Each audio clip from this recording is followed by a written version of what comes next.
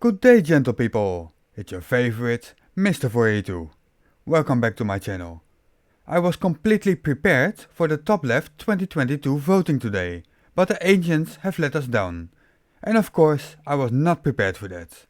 Luckily, a fellow creator has made an excellent video and allowed me to mirror it. I now bring you Earth is Life. What's up, Earthlings? Over the past few days, Gary's posted about 4 videos directed towards me. By the looks of the content in these 4 videos, it seems like Gary is trying to win top left. In his first video, he lowers his camera down to the road, which is obviously not perfectly flat. In his second video, he uses my footage where I'm zooming in on buildings which are clearly obstructed by the water. His third video is just a complete misunderstanding of scale. If Polaris was this far away from Earth, then yes, this would be true. But fortunately, people that have been to school for longer than a week know that Polaris is a lot farther away than this. Polaris is big. These are small, but the ones out there are far away.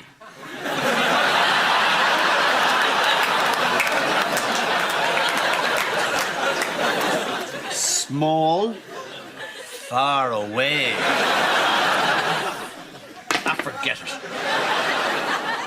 I can't believe Gary actually drew this and is actually using this as an argument. Does he really think that Polaris is this far away from Earth? Gary, Polaris is far away, Gary. In this diagram you have here, this is literally closer than the moon. Like, are you trolling us, Gary? You can't be this dumb. You really can't be. In his fourth video, he thinks that pointing a camera or a telescope at a star, then moving it and having it not point at the star anymore, somehow debunks the heliocentric model. Video about Polaris for Sean Hawkins and B-Ball. They can't seem to understand that their model doesn't work in reality, theoretically only. So let's say that's my telescope. It's lined up with Polaris. It's on a north-south axis. I can literally leave it there and it will always be lined up with Polaris. Now the flat Earth model says that's because we're not orbiting the sun. Flat Earth model? Where's that? I still have yet to see this flat Earth model you speak of. So that stays right there, doesn't budge, always lined up. Works perfect on a flat Earth model. Yeah, I'd like you to show me that, please. A diagram, I don't know, anything, Gary. Show me a diagram of how anything works on a flat Earth, please. Maybe I'll change my mind. You know, maybe you'll be the guy to change my mind. So I will be waiting for that. Here's the problem for the globies. Oh, here we go. Here comes the problem. Here we go. If I slide this just on the north-south axis just a little bit more, it will no longer be aimed at Polaris. No shit, dude. Oh my God. If he moves the camera in a different direction, it's no longer pointed at what he was... Gary, come on, man. Just realign the camera. Just realign it. Guess what? It'll still be parallel. Come on, Gary. You can't be this dumb. If I look through the sight, it won't be aimed at it at all. No shit, Gary. It'll be completely off. I would have to readjust the angle. So now we're going to go back where we started here. Now, the telescope sets on a base, right? Oh yeah, by the way, how about you tell us how an equatorial telescope mount would work on a flat Earth? That would be, if you did that, that would be amazing. Because no flat earther has yet to tell us how an equatorial telescope mount would work on a flat Earth. How would it track one star on a flat Earth? in its current configuration? Mechanically, how would it do it? So if the base moves, just like I moved the telescope back, we'll pretend this is grounded on the Earth. The Earth is going to move 186 million miles to the other side of the sun. And that means what? Again, not understanding scale. 186 million miles compared to Polaris. I don't know, it's a pretty big number. It means absolutely nothing. The ratio involved is so large that it's imperceptible. The distance the Earth travels during its annual orbit is minuscule compared to the distance of Polaris. Consider this. The diameter of Earth's orbit around the Sun is about 186 million miles. The distance to Polaris is about 2.4 quadrillion miles.